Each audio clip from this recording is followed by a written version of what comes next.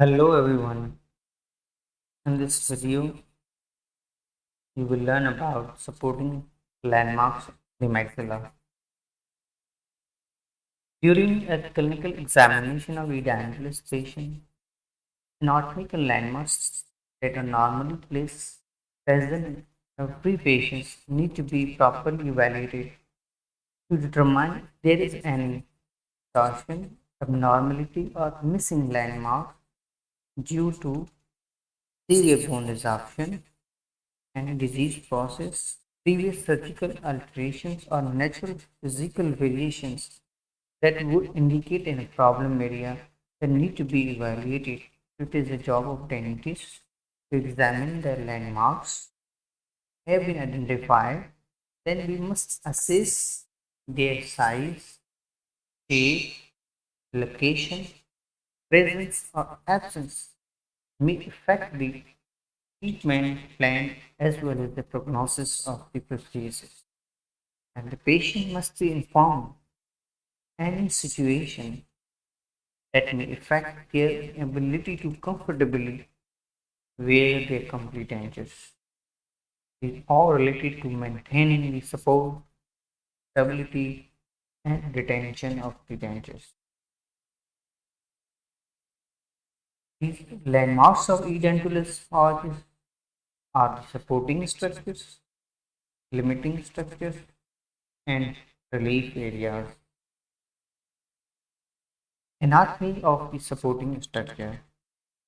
The denture bearing area is that part of the attached and unattached mucosa of the edentulous ridges upon which the denture would rest. Foundation is made up of bone and covering soft tissue.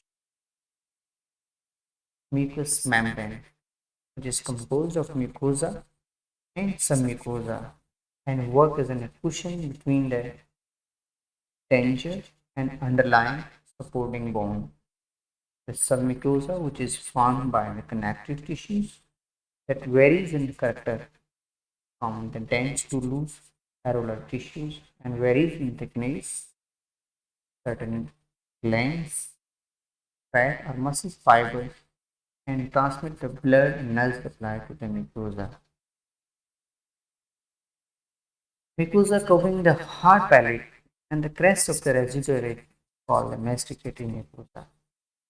Mucosa which cover the hard palate and the crest of the ridge are the crest of the ridge is the masticating mucosa and is characterized by well-defined keratinized epithelium.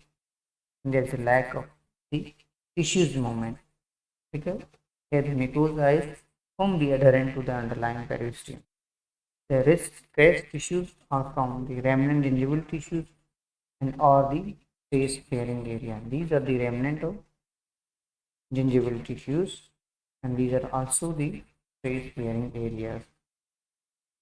In the healthy mucous membrane covering the crest of the residual ridge is firmly attached to the periosteum of the bone by the connective tissues of the mucosa. We found the loosely attached, inflamed, or edematous tissues, which is easily displaceable, will affect on the support as well as the stability of the denture. If you found the mucosa is thin, it will be easily determinized and that require the relief, especially in the region of the mid-palatal suture.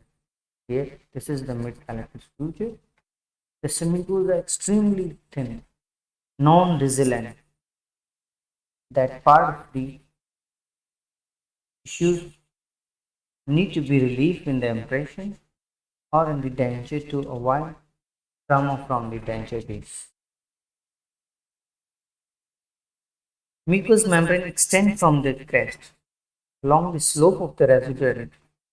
We extend from the crest of the residual toward the sulcus, toward the vestibular reflection. It loses firm attachment to the underlying bone.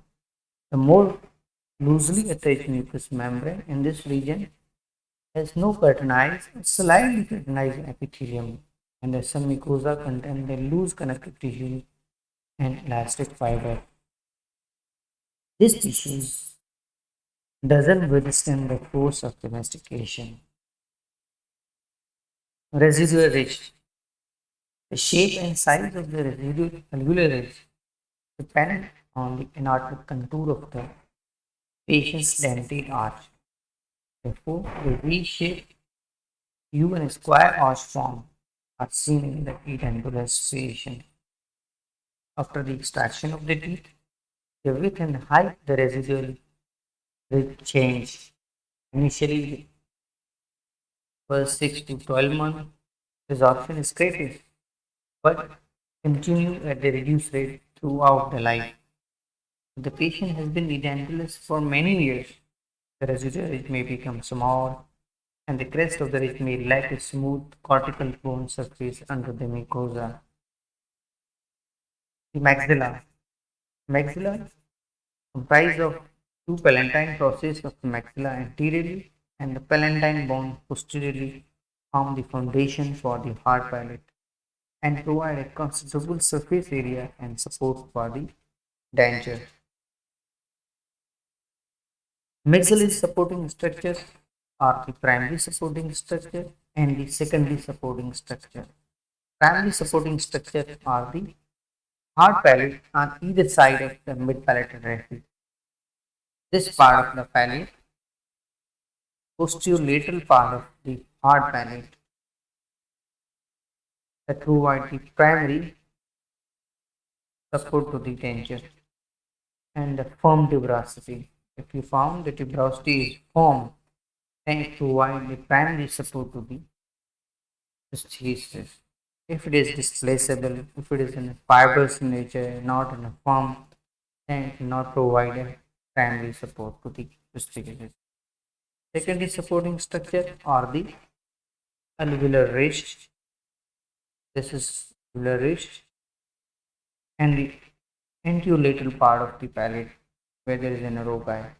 These are the tissues which provide a support, not the primary but the secondary support, the prosthesis.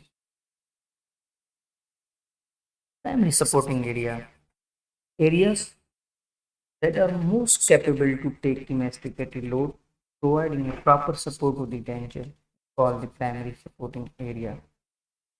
Properties for the primary supporting area are the firmly adherent, sufficient fibrous connective tissues with the overlying keratinized mucosa, presence of cortical bone, and the direct forces means vertical means right angle.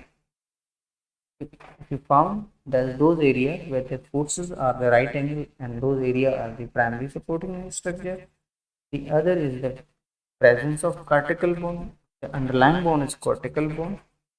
That bone which provide the primary support area. And overlying mucosa, if you found the mucosa is well keratinized and firmly adherent to the underlying bone. So these are the few properties of supporting structures that provide the primary space or primary supporting area or support to the denture. Primary space bearing area generally have a thicker mucosa and or underlying bone that is less subject to resorption because of presence of cortical bone. Posteriorly, it contains a minor salivary gland. Tissue is displaceable, and although it contributes to the support of the denture, the horizontal portion of the hard palate later to the midline provides a primary support area for the denture. Maxillary tuberosity. This is the maxillary tuberosity. Bilaterally, we found the tuberosity is contains fibrous connective tissues with minimal compressibility. They offer a primary support to the denture. Secondary support area. The residual is generally a secondary stress bearing area because it is made up of the cancellous bone. This ridge area and the slopes of that area that provide the secondary support because of presence of underlying cancellous bone. Anterolaterally, the mucosa which contain the adipose tissue here, the anterolateral part of the maxillary arch that provide secondary support because it contains adipose tissues In the region of the rubai, the palate is set at an angle to the residual edge and is rather thinly covered by the soft tissue and is a secondary stage bearing area. The available denture bearing area for edentulous maxilla is 24 centimeters square, which is greater than the mandibular denture bearing area. What are the different factors that will influence the form and size of supporting bone? These are the original size and arch form before extraction, severity of the periodontal disease, amount of alveoloplasty at the time of tooth or teeth extractions, force which is developed by surrounding muscles, force acquiring from the wearing of dental prosthesis, the relative length of the time different parts of the jaw has been edentulous, and the last but not the least is the unknown genetic disposition to bone resorption. Thanks. This is all about for the supporting structure of the maxilla.